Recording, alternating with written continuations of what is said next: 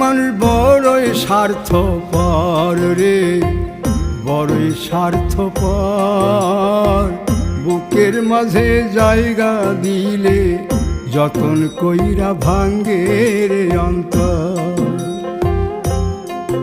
মানুষ বড়ই স্বার্থপর রে, বড়ই স্বার্থপর।